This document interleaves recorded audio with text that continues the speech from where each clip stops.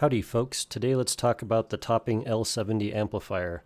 So I did a lot of research recently and wanted to pick the theoretically best amplifier for sensitive IEMs. And so that means a couple of things. Let's see if I can get through all this on a video without going too much in-depth and technical crap.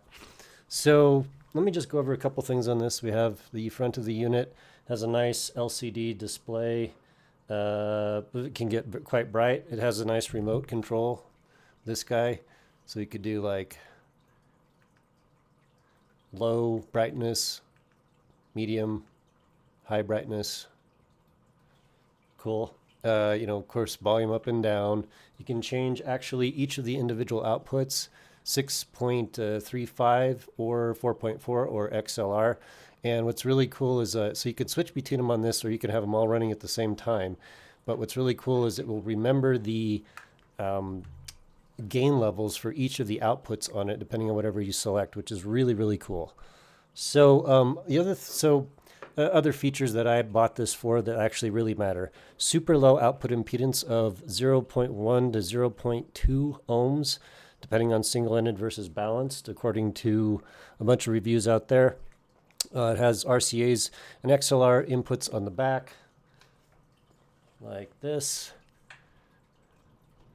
Standard stuff. It could also be used as a preamp, so you can run outputs on it, and also can convert, which I'm actually using, from RCA inputs to balanced XLR output, or 4.4 on the front. So you can go like that, or you can use it as a preamp to go balanced to XLR outputs, thereby converting your signal to a balanced output from a sort of single-ended.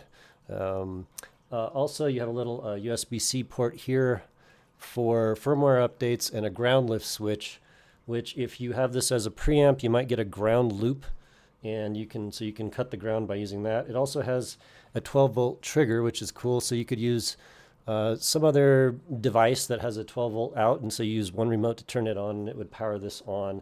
And it's got an output as well, so you could do that. And then a physical power switch, which I was wondering, like, well, why has it got a physical power switch on the back, and then also on the front it's got a little touch guy? And the answer for that is because the 12-volt trigger. So you can basically override the 12-volt trigger if you really wanted to. It also has a R2R Volume relay. So let's listen. Let me see. Just put it up to the mic, but yeah, so it clicks as you change volume. Has a very nice sweep. Faster you go, the faster it goes. Slower you go, the slower it goes. Very, very cool. And nice little clicky resistors. So those are the features on this. It has basically everything you'd want for an IEM amplifier. So the things that matter also are going to be the volume sweep on this. You can go quite slowly, and on low gain and balanced outputs on this, basically you get about 200 milliwatts of power, which is absolutely flawlessly perfect for IEMs. I don't think you'd ever need more than that for an IEM of any type. And so it's got that going on. It's got the low impedance, output impedance, extremely low.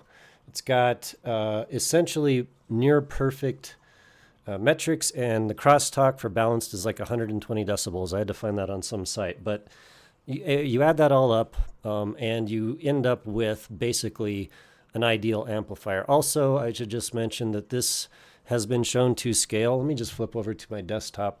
Been shown to scale basically linearly perfect, depending on the IEM load. So going from very, very low to very, very high. I'll show you the graph on that, but it doesn't change its power or its linearity, which is exactly what I wanted. And a lot of amplifiers do that. It means basically that this isn't going to be a current limited amplifier. It's got enough to run anything, and it doesn't top out or limit the current. So anyway, let's go to the desktop. So here's ASR's ratings of it. We've got, so it can do 4 volts output. Clearly you don't need anything close to that for IEMs, but that's that. You can run some bigger cans on this. Yeah, FFT is amazing. Very, very incredible. So these are the top 20 Synad amplifiers here. And we can see that the span of the top ones here are going to be 1 decibel. And so the topping L30 beats this, but it doesn't have nearly the amount of features, the balanced and also the R2R resistor array. Also, topping uses their NFCA amplifier something something, which to me sounds really, really good. So then we have signal to noise at 50 millivolts. This is very important for IEMs.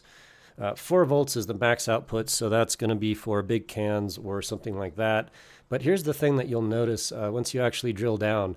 At 50 millivolts, essentially very few amplifiers can achieve even CD quality. So that's 15.5 bits of dynamic range, and we're at 92 decibels. CDs are 16-bit, which you'd go like, huh? Yeah, just look around. Look at actual reviews with actual data on amplifiers, and you'll find that this is just about as good as you'll ever find on anything, no matter what you buy. So there's our Synad chart near the top, 93. Apparently the topping L32 has 100, and that's at 50 millivolts, which again, this is the part that matters.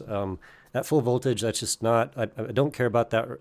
I'm only doing this for IEMs. That's the big deal on this guy. And so that rate's near the top. The topping L30 again doesn't have the R2R array and isn't balanced. Doesn't have the nice features. And I really, like, honestly, 93 to 100. I mean, come on. Arguably, that's transparent, completely transparent. But we're near the top of anything that you could ever buy. You got, a lot of the Chinese stuff up here. You got stuff like a shit Magni, Heretic, and what else? I think the Gishelli is in here. Well, here's the RME ADI2 DAC that is popular. Topping A90D, which I also tested, and JDS Labs Atom. So really quite good. I heard from a friend that the JDS Labs, the volume control on that, I guess that only has maybe, I forget, but basically it's really hard to deal with. It can get too loud, too fast, so you're barely able to use the volume. That's not on, not at all like this amplifier, the L70. So bandwidth well to 100 kilohertz, over 100 kilohertz, which is completely ridiculous. I guess you could use this as a scientific type of device if you really felt like it. And so at 4 volts, you're going to get 21.7 bits of resolution. Again, IEMs, it doesn't count and doesn't matter, but interesting, cool. Distortion versus power at 300 ohm load, so that's your IEM and or headphone, and we can see that we get up to, it looks like 204 milliwatts on low gain there. 300 ohm again, and then 32 ohm, we're at 1.9 watts. So clearly 1.9 watts is quite a lot. And also on high gain, we have 7 watts, if for anybody that just feels like they're a watt king. But I got this for its metrics at the very lowest amounts of power that it can put out, the measurements. Okay, so here we see distortion versus noise on the output voltage. And so we can see that max RMS output is 18.3 volts. But the important thing that I really like with this is that as you see the load on the amplifier with all of these different colors, they basically align all the way out to 5 volts RMS. So basically it's going to be perfectly linear and will never change up to about 5 volts. After that, you've got to have, looks like probably a more impedance on your load to get higher than that, with flawless measurements anyways. And yeah, that's pretty much the main stuff I wanted to go over there. 300 ohm, 51 milliwatts, low gain.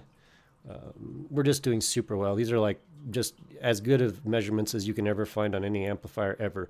But again, see, the thing is, you'll find reviews for amplifiers, and like 99% of the time, it's going to be with big cans in mind, not IEMs. This is with IEMs in mind. So for all the features and the power and the linearity and the output impedance and just everything about this is basically flawless, perfect for IEMs. And so I do run this off my Gishelli JNOG 2 with Sparkos op amps running the analog outputs.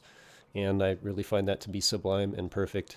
And yeah, not a whole lot to say other than I made my case. This is why this is the best IEM amplifier for normal people that actually like some features out there and have a balanced DAC or like a nice DAC to add to this.